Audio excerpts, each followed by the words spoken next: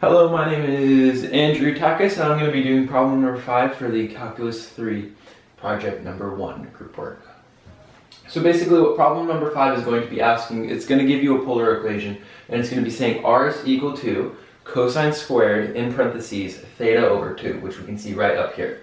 And what we know is to find the length, which is our objective in problem number 5, we know the equation for that. So we're going to be finding the integral in the terms of where we're finding, basically from what point do we want to find the lengths.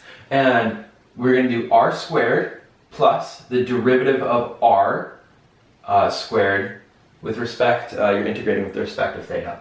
So the main thing you want to do in this problem is, well, you know r right away, so you want to find the derivative of r. So when you're finding the derivative of r, you have to find the derivative of cosine theta over 2 squared.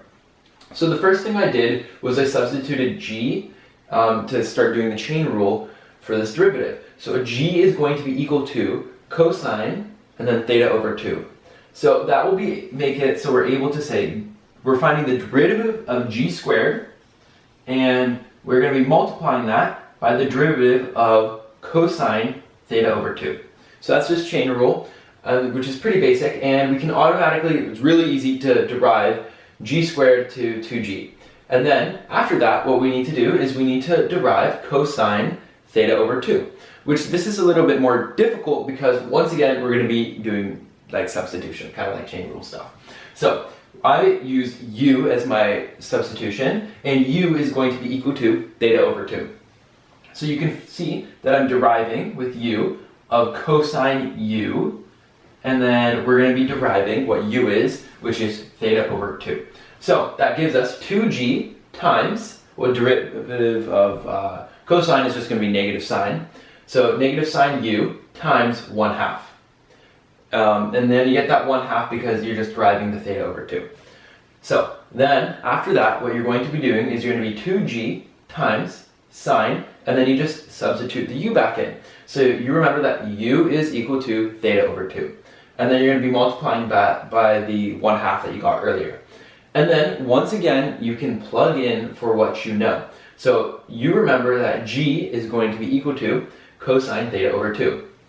So now we can say that the derivative of our equation, is going to be 2 times cosine theta over 2, which cosine theta over 2 was our g. And then we're going to be multiplying that by negative sine theta over 2, and that theta over 2, that was our u, and then we're going to be multiplying that by 1/2.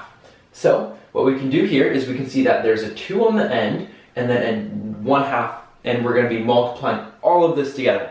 So we can really easily just cross that out, and then we just know we're doing cosine times negative sine.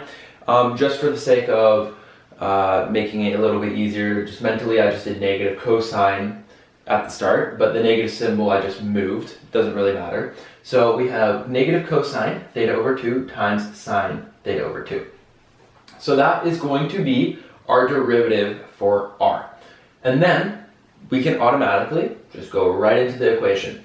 So we're going to be finding the integral, and then our r we're going to be squaring, so cosine squared theta over 2 being squared, and then we're going to be adding that to the derivative of r and squaring that. So the derivative we found right here, and I plugged that in right here. So we have negative cosine theta over 2 times sine theta over 2, and then we're going to be squaring that. And then we're just going to be deriving in terms of theta, as I said earlier. So from here, we can say, well, look, we can just drop that 2 down there, just kind of exponents rules, and then you can say cosine is going to be to the power of 4, and still theta over 2 inside of the brackets, or inside of the curlies. And then you can say cosine is that negative cosine is now going to be positive because you're squaring it. So you have cosine squared theta over 2 times sine squared theta over 2. And once again, we're deriving in terms of theta. So at this point, we are able to do something pretty interesting. What we're able to do is we can take out, we see that there's a cosine here and a cosine there. And we're able to take a cosine squared, so factor that cosine squared of theta over 2 out of that full big chunky equation that we had earlier. So now we have cosine squared theta over 2 And then in parentheses, what we factored that out of, cosine squared theta over 2 times sine squared theta over 2. So what is really, really interesting is that you know cosine squared plus sine squared is equal to 1. So we see a cosine squared and a sine squared right here. So we can automatically say that this part is just 1. So now we are only left with the cosine squared theta over 2 and one big square root. And we're going to be finding the integral of this with respect to theta, or we're deriving the theta. And then from here, we can just say, well look, we're doing a square root of something being squared. That's just the same thing as saying the absolute value of cosine theta over 2. And what's really, really interesting is that we can choose where we want to derive this from, like how I said earlier. So we're going from basically here to there. So on this, we can see the lemma coin, we can say, well look, this full one is going to be 2 pi, but to get half, which is coincidentally an axis of symmetry, we are still able to do 0 to pi. So we can start from 0 and go to pi, and then we can just multiply it by 2. And then we don't have to worry about any of these negative values down there, so we can just remove this absolute value. Because we know no matter where we go between 0 and pi, whenever we plug it in to cosine theta over 2, it will never be negative for cosine. That's kind of just unit circle stuff. When you just plug in pi, anything above pi in cosine theta over 2, whenever you plug in anything for theta above pi, then it's going to be negative. That's just going to be like top left quadrant or bottom right quadrant of the unit circle. But anyway, moving on from that, what I have to do here to integrate is another substitution. So I set t equal to theta over 2, and then I said d theta is equal to 1 over t prime times dt. So what I can say is t prime is just going to be the derivative of theta over 2. We did that earlier in this problem. It's just going to be 1/2.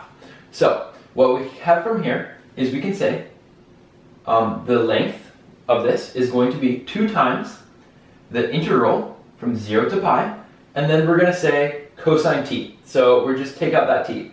And then we're going to be multiplying this by what we found d theta to be equal to earlier.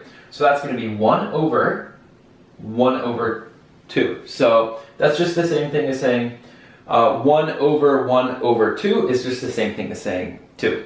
So we're going to say cosine t times 2 dt. From here, what we get to do is we are going to actually get to integrate. So we get to say that you can move this 2 over here, and then you can say, well, what's cosine? What's the integral of that? Like when you integrate, it's just going to be negative sine.